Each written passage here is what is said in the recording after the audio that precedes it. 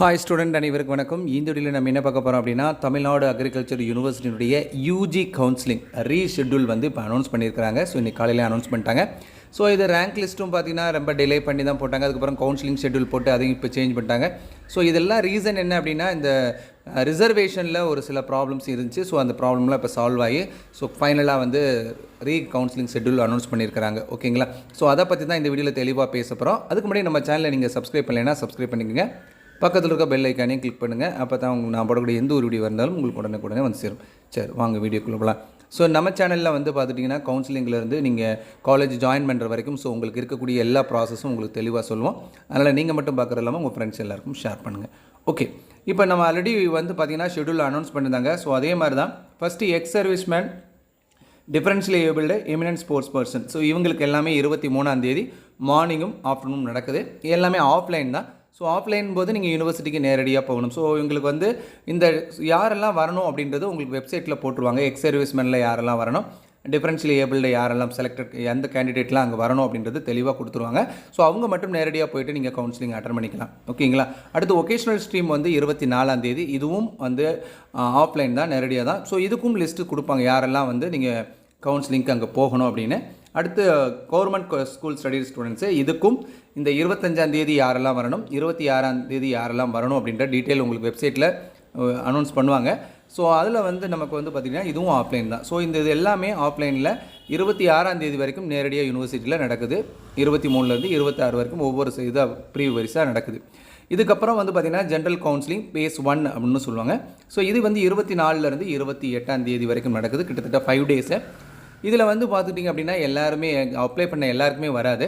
So around 24,000லேருந்து 25,000 ஸ்டூடெண்ட்ஸை first base கவுன்சிலிங்க்கு கூப்பிடுவாங்க. அவங்க வந்து சாய்ஸை வந்து பே பண்ணிவிட்டு கவுன்சிலிங் பேமெண்ட் பண்ணிவிட்டு அதுக்கப்புறம் வந்து நீங்கள் சாய்ஸை ரீஅரேஞ்ச் பண்ணி வச்சுக்கலாம். ஸோ ஆல்ரெடி நீங்கள் அப்ளிகேஷன் ஃபில் பண்ணும்போது என்ன அரேஞ்ச்மெண்ட் கொடுத்தீங்களோ அதை நீங்கள் ஒரு தடவை சேஞ்ச் பண்ணிட்டு கன்ஃபார்ம் பண்ணிடலாம். ஸோ ஒன்ஸ் நீங்கள் கன்ஃபார்ம் பண்ணிட்டீங்கன்னா திருப்பி அந்த இதை சேஞ்ச் பண்ண முடியாது. அதை பற்றி டீட்டெயில் வீடியோ நம்ம வந்து உங்களுக்கு கவுன்சிலிங் நடக்கும்போது ஒவ்வொரு நாளும் சொல்லுவோம். ஓகேங்களா? ஸோ அதுக்கப்புறம் பார்த்துக்கிட்டிங்க அப்படின்னா உங்களுக்கு 22ஆம் சீட் அலாட்மெண்ட் வருது. ஸோ ஆல்ரெடி நம்ம சொல்லியிருந்தோம், இந்த 24,000 பேர் அட்டன் பண்ணுற எல்லாருக்குமே சீட் அலாட்மெண்ட் வராது. ஸோ அரௌண்டு 5,000 ஸ்டூடெண்ட்ஸ் தான் சீட் அலாட்மெண்ட் வரும். ஒரு 4,000லேருந்து 5,000 ஸ்டூடெண்ட்ஸ்க்கு தான் சீட் அலாட்மெண்ட் வரும். அவங்களுக்கு தான் 2ஆம் உங்களுக்கு காலையில் அல்லது ஈவினிங் ஆகிடும். ஸோ உங்களுக்கு சீட் அலாட்மெண்ட் கொடுப்பாங்க. அதுவும் ஆன்லைனில் உங்களுடைய மெயில் ஐடியோ அல்லது யூசர் ஐடி பாஸ்வேர்டு போட்டு லாகின் பண்ணி நீங்கள் சீட் அலாட்மெண்ட்டை பார்த்துக்கலாம். Certificate verification. ஸோ இப்போ நீங்கள் செலக்ட் ஆகிருக்கக்கூடிய இந்த 5,000 கேண்டிடேட்டில் அவங்கள வந்து சர்டிஃபிகேட் வெரிஃபிகேஷனுக்கு கூப்பிடுவாங்க. ஃபஸ்ட்டு சர்டிஃபிகேட் வெரிஃபிகேஷனில் அது 6, 7, 8 இதுவும் இந்த செலக்டான 5,000 ஸ்டூடெண்ட்ஸையும் அவங்க வந்து பிரித்து அவங்களுக்கு வந்து கவுன்சிலிங் சர்டிஃபிகேட் வெரிஃபிகேஷனுக்கு போவாங்க. ஸோ இந்த சர்டிஃபிகேட் வெரிஃபிகேஷன் நீங்கள் அப்ளிகேஷன் போடும்போது என்னென்ன சர்டிஃபிகேட்லாம் நீங்கள் வந்து டாக்குமெண்ட் அப்லோட் பண்ணுறீங்களா அது எல்லாமே பர்சனாக கொண்டு போய் நீங்கள் அங்கே போய் வெரிஃபை பண்ணணும். அதுக்கப்புறம் நீங்கள் வந்து உங்களுக்கு ப்ரொவிஷனல் அலாட்மெண்ட் கொடுப்பாங்க. நீங்கள் கன்ஃபார்ம் பண்ணிவிட்டு நீங்கள் காலேஜில் போய் ஜாயின் பண்ணிக்கலாம்.